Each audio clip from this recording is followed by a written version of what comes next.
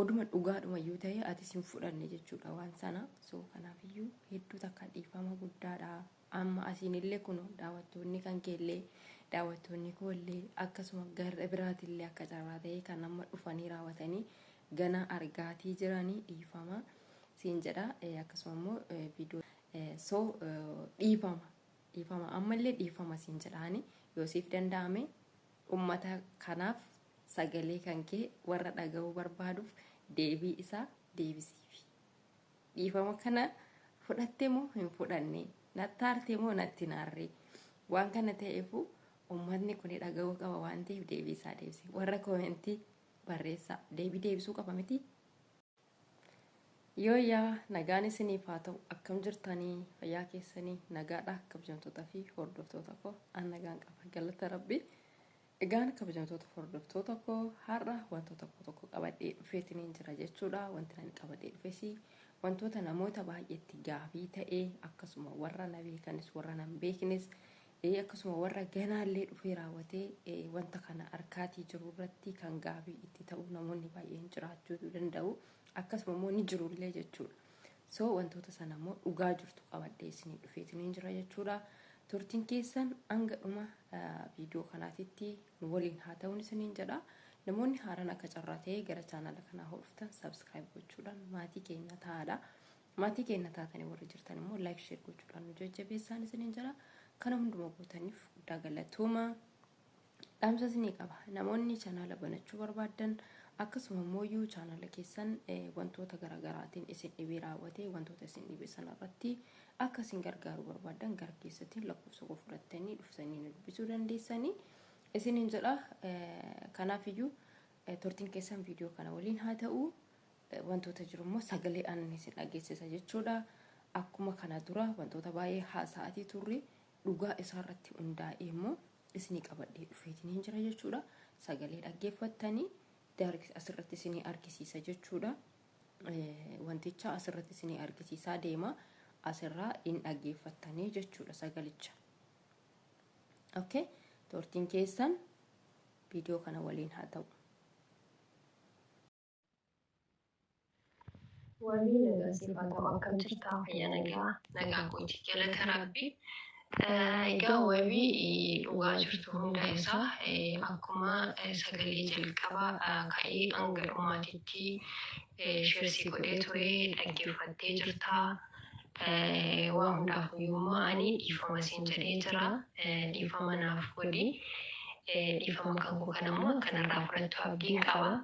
Sababni isaa hundi keenyayyuu sooshaal miidiyaa kanarratti egaa waanuma xiqqoo nama hawwatu takka waanuma namni ilaalee raawwatee itti bohaaru takkadha kan namni hojjetu.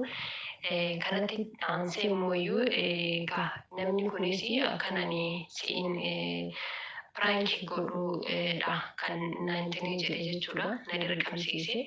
So anis immoo bakka kanatti amma tokko bakka jira miti namni itti bohaaraa kanan jedhu yaadee sananii akkuma beekamu kun jalqabarratti wantoota hunda siif ibsuudhaaf yaada irratti ani siimee jira jechuudha waan hundumaa ani akkan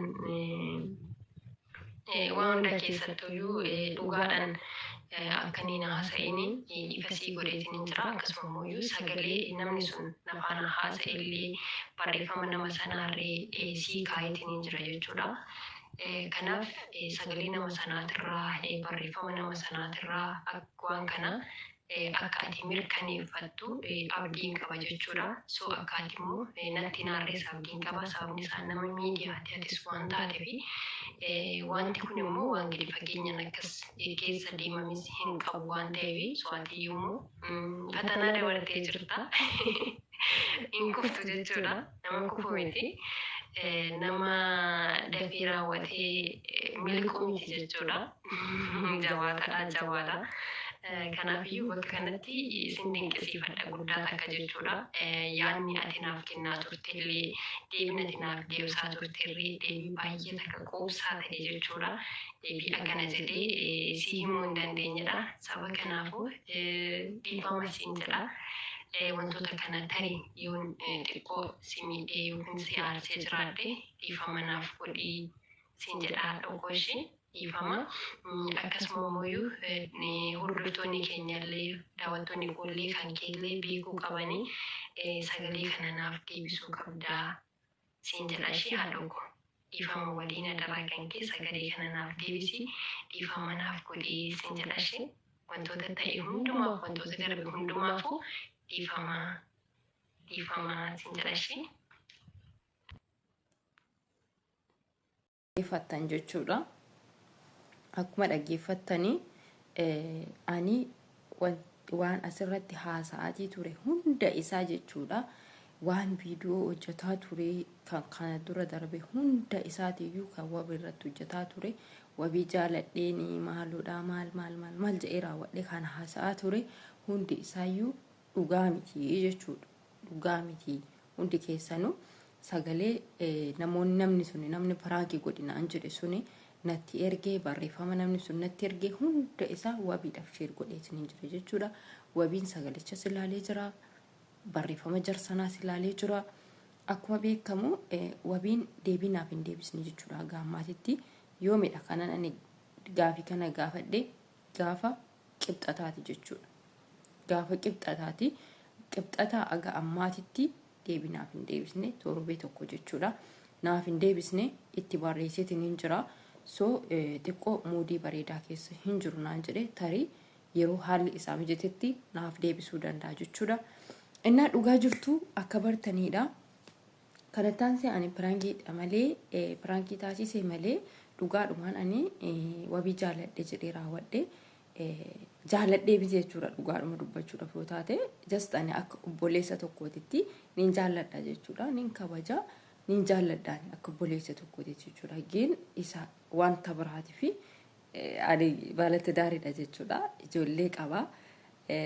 Kanaafiyyuu ani abbaa manaa kootillee himeetiin jechuudha. Waan kana kanan hojjedhe dursee abbaa manaa kootillee himeetiin so wabittis immoo wantoota jiru hunda isaa itti himee jira jechuudha. Dhugaa dubbachuudhaaf sagalee kan namni sun narratti erges akkasuma ofii kootiif illee jechuudha. Kun olaalaadha. Sagalee qabeef hin jira jechuudha deebisee. Kun olaalaa hunda isaa jechuudha. Sagalee daarii hin qabne jechuudha kan naani qabee fi kun akkuma argitanii barreeffamallee barreessifee jira. Dhiifamallee irra deebi'ellee dhiifamallee jedheen hin jira jechuudha. Irra deebi'ellee dhiifama jedheen isin hin jira jechuudha. Dhugaa dubbachuudhaaf sagalee san dursa qabeef irratti deebisee ammallee irra deebi'ee dhiifama jedheen hin jira. So akkuma beekamu yeroo nani haasofsiisullee wabiin hin kufne jechuudha. Dhugaa dubbachuudhaaf yeroo nani waliin haasawuu yeroo akkasittiin ani intini jedhuuni nagorsaa ture jechuudha. Dhugaa rabbii isaa eebbisuuti nagorsaa ture jechuudha. Laa'ati amma ganaa nama buleewwan kee barsiistee haadha kee abbaa kee deeda guddistee maal jettee biyya ormaa teessee waan kana yaadu siif hin malu ati ofii keetiifuu kan jirtu lafa baqaatirraa ani kanan jiru asidha. Wantoota baay'ee naan jedhe jechuudha. Dhugaa dubbachuudhaaf jechuudha. Rabbi isaa eebbisuuti. Dhugaa jechuudha tokko tokkooti akkasittiin nama gorsu dhugaa rabbii jechuudha. Akkasittiin nama gorsu jechuudha. Garuu wabiin dhugaa bakka baay'uma takkanii gorsee dhugaa gorsisaa jechuudha. Bakka akkoo waan ittiin wayititti keessuma gootti gadi naa buute dhugaa rabbii. Utuma dhugaallee ta'ee mucaan kun bakka gorsee na deebisee jira jechuudha. Sooshaal miidiyaa irratti baatii hin dubbatiin namni waa baay'ee namaan jedha hin dubbatineeti yoo haasa'uu barbaadde asumaan faana haasa'ee rakkoo kan qabu. Kanaafiyyuu garuu wantoota biraatiin natti hin deemine ani durayyuu miidhameetiin hin jira. Isa sanayyuu madaa sanayyuu fayyuu hin dandeenye. Kanaafiyyuu ani immoo dabaladhee irratti immoo amma yeroo kanatti waan irratti dabaladhee nama isa kaanillee madeessuu barbaadu miti. Dhugaa waa takkanaan jedhee waan naan jedhe mammaaksa wayitii dhugaa waaqaa jechuudha. Hedduu kan kolfee dhugaa viidiyoo sana waraabne irraayi maalaan jedhe joo yaa rabbii kiyyaa dhugaa qoy dhaggeeffadheetiin jechuudha. Deebi'ee isinitti hima dhaggeeffadheen deebi'ee isinitti hima inna hedduu takka jechuudha. Hedduu takka na gorsee ani ammallee jechuudha. Asiinis kunooyi wabii dhiifama dhugaa waaqayyoo dhiifama guddaadha.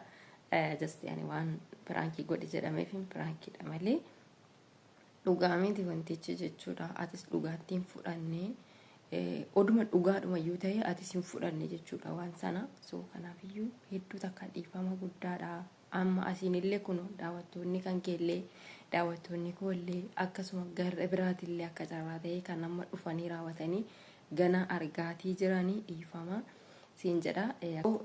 Dhiifama ammallee dhiifama siin jedhaani yoosiif danda'ame ummata kanaaf sagalee kan kee warra dhaga'uu barbaaduuf deebii isaa deebisiifi. Dhiifama kana fudhatte moo hin fudhanne, nattaarte moo natti naarre, waan kana ta'eefu ummatni kun dhaga'uu qaba waan ta'eef deebii isaa deebisi. Warra koomentii barreessaa deebii deebisuu qaba miti.